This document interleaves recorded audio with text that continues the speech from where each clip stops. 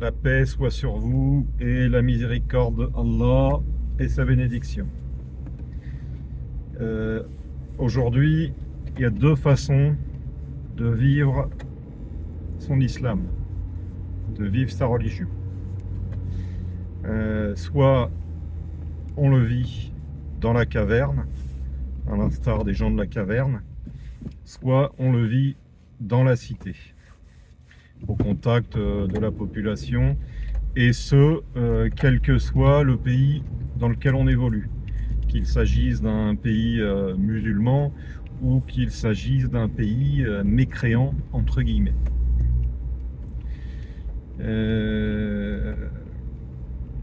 Pourquoi j'aborde cette question? Parce que c'est une réalité que certains musulmans ont choisi de vivre leur islam dans leur bulle, dans leur caverne. Ce sont des gens qui s'isolent, qui font de leur vie, de leur existence, une vie d'adoration exclusive, qui passent leur temps en prière, à la mosquée, en adoration, qui passent leur temps en kramis, alors ça va jusqu'à l'apparence physique, et qui, d'une certaine manière, et puis même tout à fait objectivement, tournent le dos à la vraie vie, hein, puisque pour eux, dans leur esprit, c'est ad-dunya, et ad-dunya, bah, c'est caca, hein, c'est sale, c'est pas bien. Hein. C'est une façon de voir.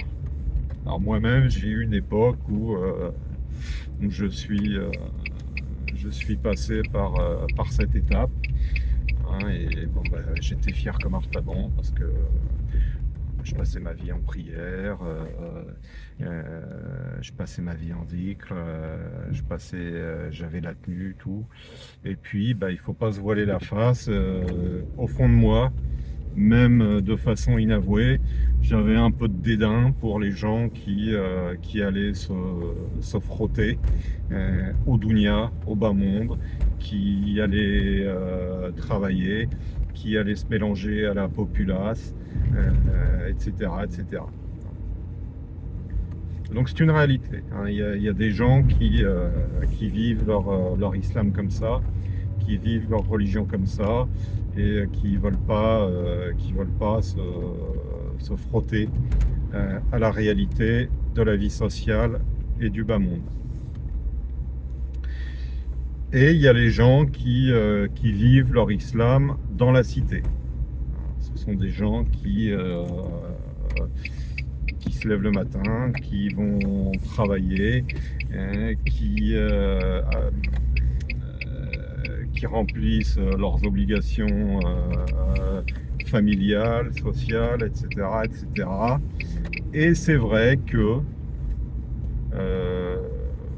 en apparence, leur pratique religieuse peut en souffrir. C'est vrai que ces gens-là, ben, on les voit pas nécessairement à la mosquée, du moins on les voit moins souvent. On les voit habillés en civil. Bref, ils donnent moins, ils renvoient moins une image de croyant. Et quand je dis image, il s'agit bien d'une image, parce qu'on le sait tous, Allah ne regarde pas les apparences, Allah regarde les cœurs. Alors à ce stade de mon développement, je vais être clair, hein. Qu'on soit dans l'une ou l'autre acception, l'action ne vaut que par l'intention, et quel que soit le mode de vie pour lequel on opte, il n'est valable que si à côté on fait ad-da'wa, on fait l'appel. Alors, on va faire un petit rappel.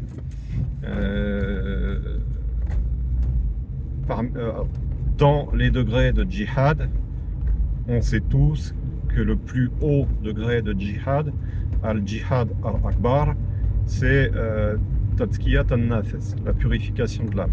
C'est la lutte contre soi-même, contre son ego. Et le degré de djihad qui vient tout de suite après, c'est ad-darwa. C'est l'appel à Allah. Alors pourquoi cet ordre? C'est pas du hasard, il y a un sens. Dans Al-Jihad Al-Akbar, tu vas te purifier. Tu vas purifier ton âme, tu vas purifier ton cœur, et surtout, tu vas te rendre hermétique, imperméable au péché, à la fitna. Et une fois que tu es imperméable au péché, à la fitna, alors mon shir, pour ça, il a une image intéressante, c'est l'image du duvet de canard. Le duvet de canard, on le sait, il est imperméable à l'humidité. L'eau n'a pas de prise sur lui. C'est une protection. D'une certaine manière, le croyant, il doit soigner son duvet de canard, de manière à ce que le péché glisse sur lui sans pénétrer. Alors, une fois qu'on est doté de ce blindage, eh ben, on peut s'attaquer au deuxième djihad, qui est ad-darwa. Et pour faire ad-darwa, il n'y a pas 36 manières. Il faut aller se frotter à la foule, il faut aller se frotter aux non-croyants, faut y aller, quoi. Je veux dire, ad-darwa, alors c'est vrai, on peut le faire sur Internet, voilà, mais au bout d'un moment, faut y aller, quoi. Le meilleur moyen d'y aller, c'est d'avoir une vie sociale, c'est d'être au contact de la population, parce qu'il y a la dimension de l'oralité. L'écrit, c'est bien, et je sais de quoi je parle, parce que moi je suis plus à l'aise à l'écrit qu'à l'oral. Donc au bout d'un moment, il y a cette dimension de l'oralité et du contact physique. Il faut qu'il y ait ce contact pour qu'il y ait darwa. Et le meilleur moyen qu'il y ait ce contact, qui est cette relation physique et qui est l'oralité, c'est qu'il y ait une vie sociale. Qui est une vie sociale, ça veut dire aller dans la foule, avoir une vie sociale, travailler, avoir du contact avec des gens, avec des collègues, etc., etc., etc. Comme j'ai coutume de le dire, pour faire darwa, il faut mettre les pieds et les mains dans le caca. Il faut aller au contact des non-musulmans, au contact des gens qui n'appliquent pas nécessairement Sharia, qui ont des comportements et des pratiques qui poussent ou qui confinent au péché. Voilà, après, en France, tout le monde sait que les gens consomment de l'alcool, que les femmes s'habillent de façon légère. Je porte pas un jugement. Ces gens-là, ils n'ont pas nécessairement la conscience de mal faire, ils ont été éduqués comme ça. Mais c'est un fait. Et nous, musulmans, alors soit on reste dans la caverne et puis on évite tout ça, oulala, moi je veux pas voir tout ça, caca. Soit on se dit, au bout d'un moment, si on veut appeler ces gens, il va bien falloir aller au contact. Donc j'ai perdu le fil, une fois n'est pas coutume. Donc pour aller au contact de ces gens-là, il faut être bien préparé, il faut s'être protégé, il faut s'être blindé. Donc le blindage, on l'a acquis avec Tazkiyat al-Nafas. On s'est purifié et on s'est paré du duvet de canard qui est censé nous protéger des attaques, de la fitna, etc., etc. Et puis de toute façon, son blindage, alors certes, on peut le faire dans la caverne, on peut rester, cultiver l'entre-soi, rester dans son coin, faire ses petites adorations de son côté, son zikr de son côté. On aura le sentiment d'être devenu un pieux. Mais comment tu le sais que tu es devenu un pieux, puisque tu vas pas au contact? Ton blindage, si tu vas pas au feu, tu sauras jamais s'il est efficace. Donc le meilleur moyen de savoir où tu en es, de ton cheminement, de savoir si ton blindage est efficace, c'est d'aller au feu, quoi. C'est d'aller au tas, c'est d'aller au contact des populations non musulmanes qui n'appliquent pas Sharia. Il n'y a pas 36 manières. Alors je vais couper 2 minutes parce que je vais garer mon véhicule. Voilà, donc je reprends. Donc je disais, euh, pour faire Darwa, il faut aller au contact, hein, au contact des populations non musulmanes qui ont un mode de vie et des comportements qui ne relèvent pas de Sharia, hein. Euh, alors j'en reviens à moi, à titre d'exemple, hein, c'est pas que j'aime tant que ça parler de moi, mais comme je l'ai dit, j'ai traversé cette période où j'étais dans la caverne, hein. Je passais mon temps en ibada, en prière, en dhikr. J'avais tout le temps le costard, quoi, hein. J'étais en kramis, en djellaba, avec la shashia. Et puis, au fond de moi, j'étais persuadé d'être un vrai croyant, d'être pur, d'être saint. Euh, je me voyais plus beau que j'étais, quoi. Et le jour où je me suis retrouvé en situation d'aller bosser, que je me suis trouvé confronté à la vraie vie et à la fitna ambiante qui règne en France, c'était plus la même, quoi, hein, parce que quand tu te retrouves confronté quand tu te retrouves dans un environnement mécréant, entre guillemets, hein, après j'ai beau chercher, mais je vois pas forcément d'autres termes, avec des gens qui ont des comportements non islamiques, hein, qui passent leur temps à faire des blagues graveleuses, qui picolent, ou dans lequel tu croises des femmes en mini-jupe, tout ça. T'as beau passer des heures en prière, tout ça, tu te rends compte qu'au bout d'un moment, euh, tout ça, ça te touche, quoi, hein, ça t'affecte, et puis tu te surprends toi-même à faire des blagues lourdes, et puis on va pas se mentir, hein, à avoir des regards qui traînent, à avoir des tentations, voilà, on est humain. Alors surtout que moi, j'ai passé 40 ans dans ce que j'appelle ma jahiliya, hein. J'ai passé 40 ans à vivre à l'occidental. Alors quand j'entends à l'occidental, c'est euh, façon société de consommation, avec tout ce que ça implique en termes de péché, de vice, etc., etc. Et cetera. Et tout ça, c'est profondément imprégné en toi, quoi. Et pour s'en débarrasser, il faut des années, des années, des années, des années de dhikr, de ibada, d'istighfar, etc., etc., hein. Et quand tu te retrouves confronté à ce monde, tu te rends compte que c'est pas si loin que ça, hein, et puis que ça remonte très très vite, hein. Je vais utiliser une métaphore choc, mais quand tu as goûté à l'alcool, le goût, il reste en toi, hein, quand tu as fumé, voilà, heu, ton corps, il garde une empreinte de ces choses-là, et il faut beaucoup de temps, beaucoup de temps, beaucoup de temps pour que cette empreinte, elle s'efface, hein. Mais il y a pas, si le temps ne s'est pas suffisamment écoulé, c'est pas loin, ça affleure, hein.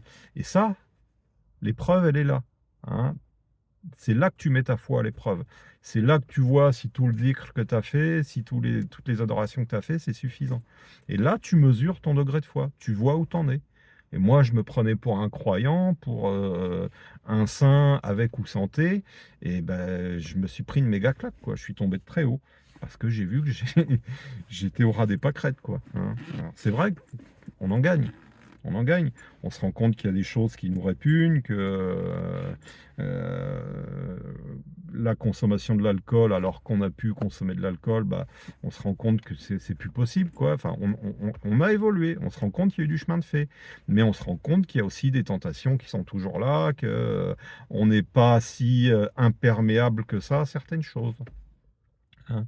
Donc là, la vraie épreuve, elle est là, hein. Mais si tu restes dans ta caverne indéfiniment, tu verras jamais où tu en es, hein. Alors, certes, si tu as les moyens de ne rester que dans la caverne, c'est bien, hein. Si tu as les moyens d'éviter d'aller te frotter à la tentation, à la fitna, c'est bien. Mais après, il y a des obligations. Tu as des obligations familiales, tu as des obligations sociales, tu dois bosser, tu dois nourrir ta famille. Voilà, donc faut y aller. Au bout d'un moment, on n'a plus le choix, quoi. Hein, moi, il s'est retrouvé un moment où j'avais plus le choix. Et mon cher, il m'a dit, va travailler, va bosser. Parce qu'il voyait bien que j'étais pas dedans, quoi. Donc, voilà. Si mon cher, il me dit, va travailler, c'est qu'il y a une utilité à ça. Hein. Et après, il y a cette application de voir où tu en es dans ta foi, mais aussi, bon, il y a toutes les applications, toutes les contingences matérielles, hein, toutes les obligations familiales et sociales, et il y a aussi Ad-Darwa. Hein, je veux dire, Ad-Darwa, bah, je l'ai dit en début de vidéo, mais pour faire Darwa, bah, tu es obligé d'aller au contact. Hein.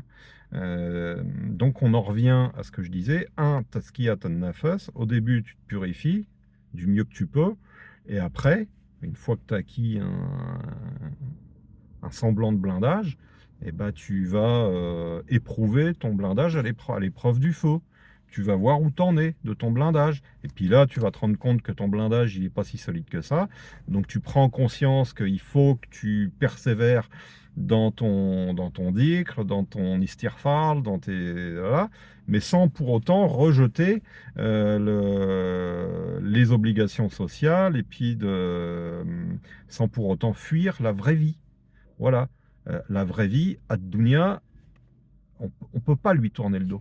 Le prophète, sallallahu alayhi wa sallam, il nous disait, il faut toujours garder un œil sur ad-dunya et un œil sur al-akhirah.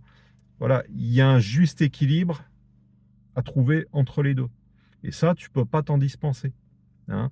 Ton islam, ta foi, il doit se construire sur cet équilibre. Voilà. Donc après, à chacun de choisir. Hein, je veux dire, chacun est libre, chacun a son libre arbitre, chacun fait comme il veut. Donc si d'aucuns veulent rester dans leur caverne, s'ils en ont les moyens, s'ils ont les moyens de rester dans leur coin sans travailler, et s'ils ont les moyens de faire darwa à distance, alhamdoulilah, tant mieux pour eux.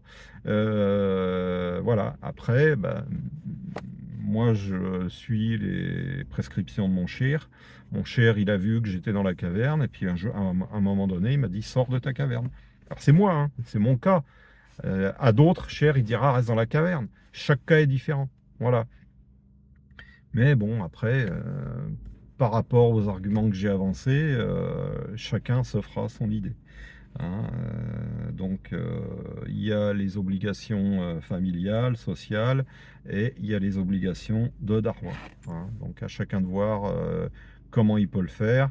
Si tu as la sagesse suffisante et le recul nécessaire pour te dire non, je suis pas prêt à aller me coltiner à la fitna du dunya, hein, si tu habites en France ou dans un pays comme ça, si tu dis voilà, non, je suis pas prêt, bah, écoute, abstiens-toi. Après, c'est à l'appréciation de chacun. Hein.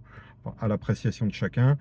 Si tu as un shir pour apprécier à ta place, c'est encore mieux. Hein. D'où l'utilité et même la nécessité d'avoir un wali murshid, un maître éducateur. Parce que le wali murshid, il a sur toi le recul que toi, tu n'as pas.